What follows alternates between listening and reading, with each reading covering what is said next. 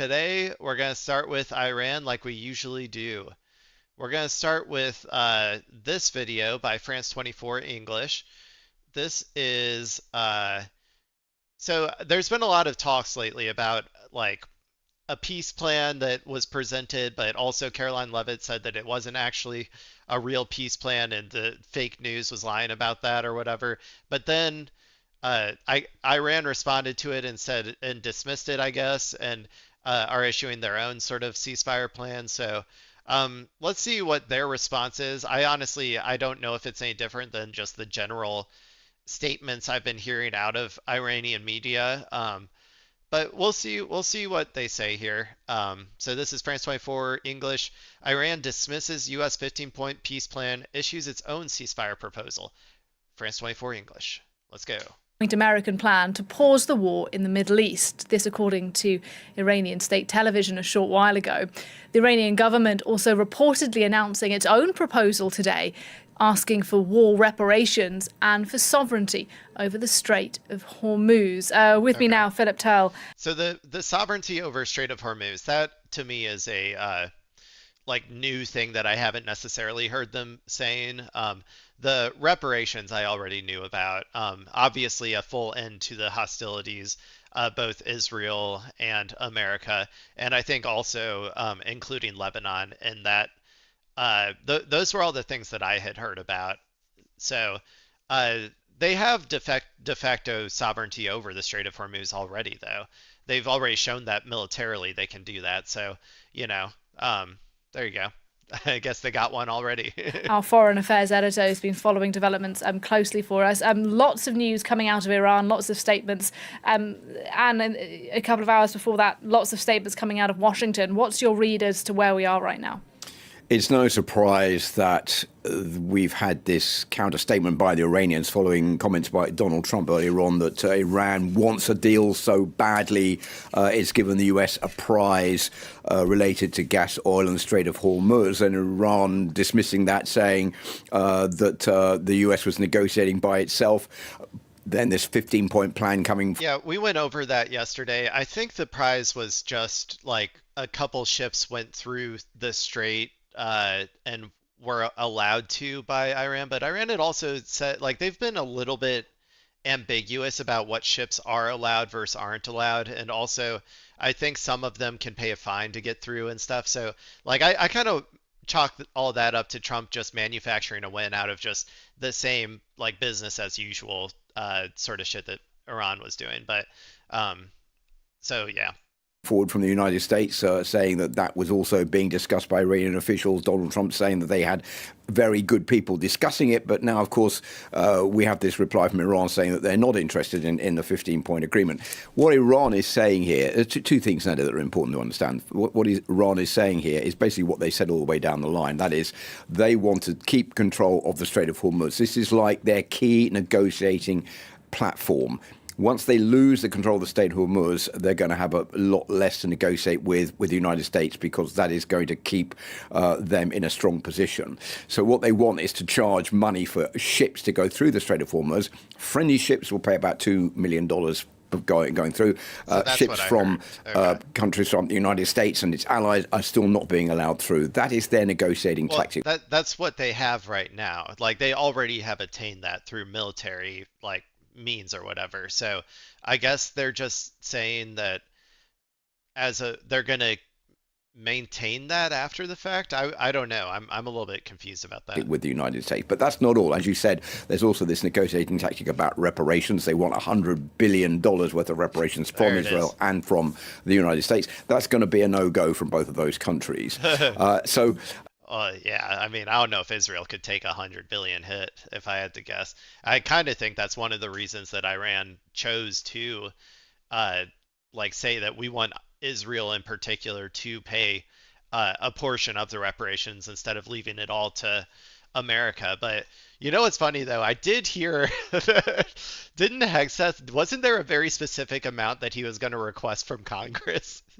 Wasn't it $200 billion like for the Iran war?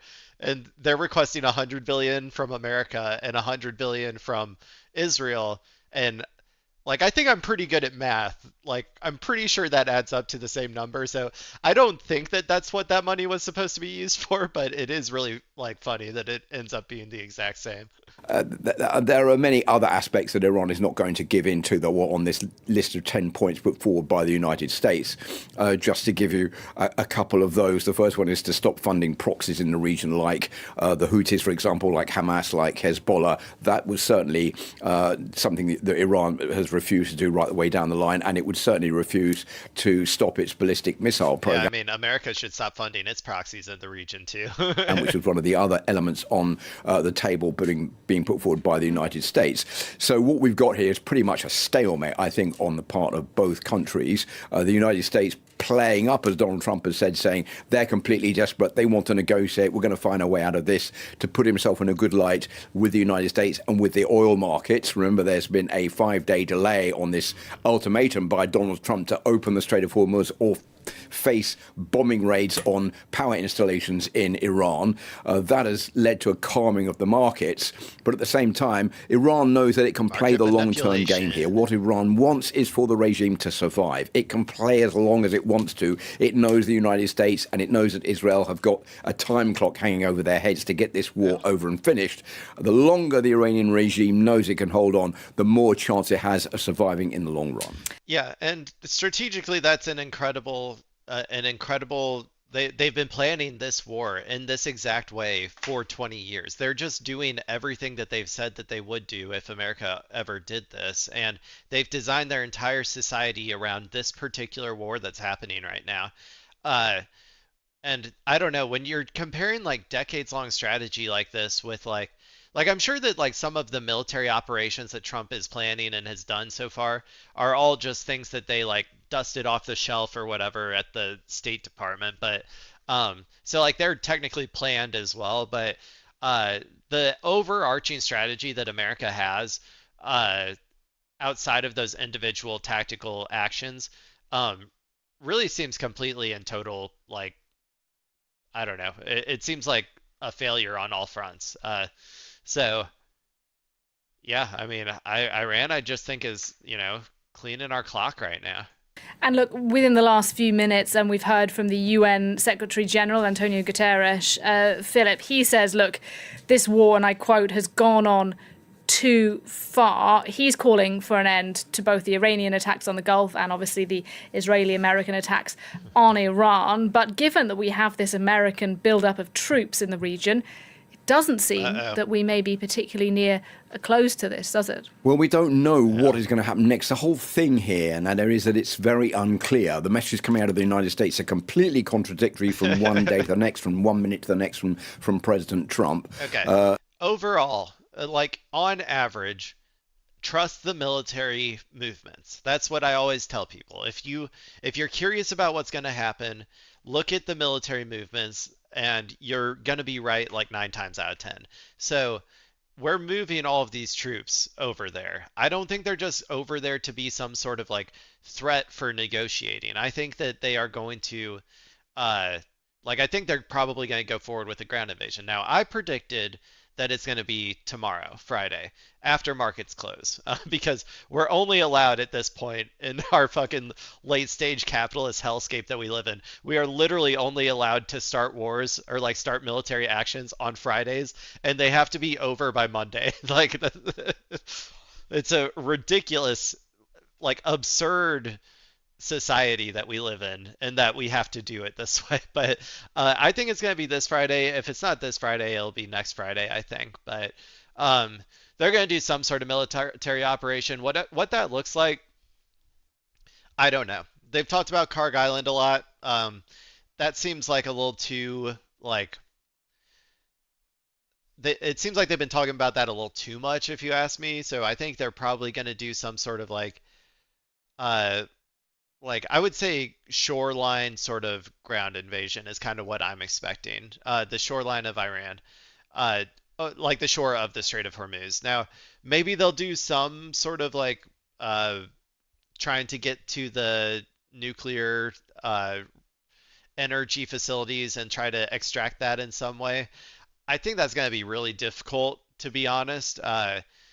Maybe they can do it, but I think regardless of what they do in both cases, I think there will be significant amounts of loss, like lives lost or whatever. And then obviously after that, we're going to be de facto occupying the country and we'll need, supply lines, money, all that sort of stuff. It'll probably bleed into like some sort of attempt to do a full scale occupation, but we'll see what happens. But that's kind of my prediction for the near term. The Iranian regime has not budged in its demand that the war come to an end and that the regime remains intact. That appears to be the case. Remember, the regime is a despicable regime run by fanatical people, but it knows what it's doing. It's very well encompassed within Iran, so it's not. Okay, wait. Go back. It knows what it's doing. A despicable regime run by fanatical people, but it... Right there. These people have doublethink, man. Orwell described it perfectly. They are both ridiculous, fanatical, religious zealots who are doing everything as like a crazy, a crazy nihilistic, like, government or whatever, and yet they're also strategically, like, competent and and they're like strategically able to defeat the US military, and they're super scary and all that sort of stuff. Uh it's the you can't hold both of these things in your head at the same time. Either they are fanatics who are just going crazy, or they have a clear strategy that they have designed for the past 20 years, and they are currently implementing that strategy that has been well thought out and well designed. It can't be both, man. You got to pick one. I know which one I'm choosing.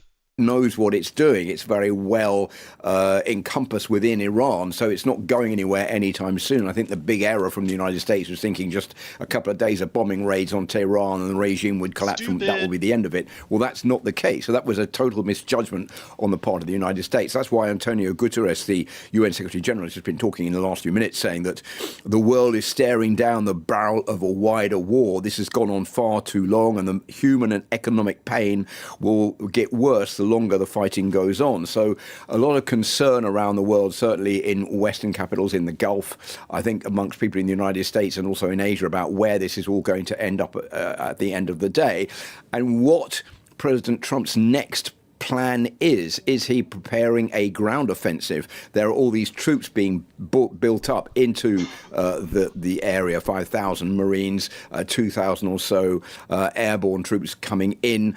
Does that signal that at the end of this ultimatum on Friday, which is due to expire at midnight, that Donald Trump could launch some kind of ground offensive into Iran to win back the state of Hormuz or take control of Hague Island? We really don't know where all of this is going right now. Let's bring in no. Hey, we don't know, but I gave you my analysis, and I like to think that I'm okay at this. I'm not an expert, obviously, but I have watched, I have paid pretty close attention in the last, I'd say 5 years of geopolitics. And I like to say that I think I'm pretty good at seeing patterns, and everything to me is indicating that there will be some sort of ground operation. I don't think it's going to go very successfully, but maybe it will. Who knows? That one I'm a little bit iffier on, but I don't. I mean, I think Iran is going to just keep, attacking and bombing as long as you try to occupy their territory. So I don't really know how you defend against that, to be honest, but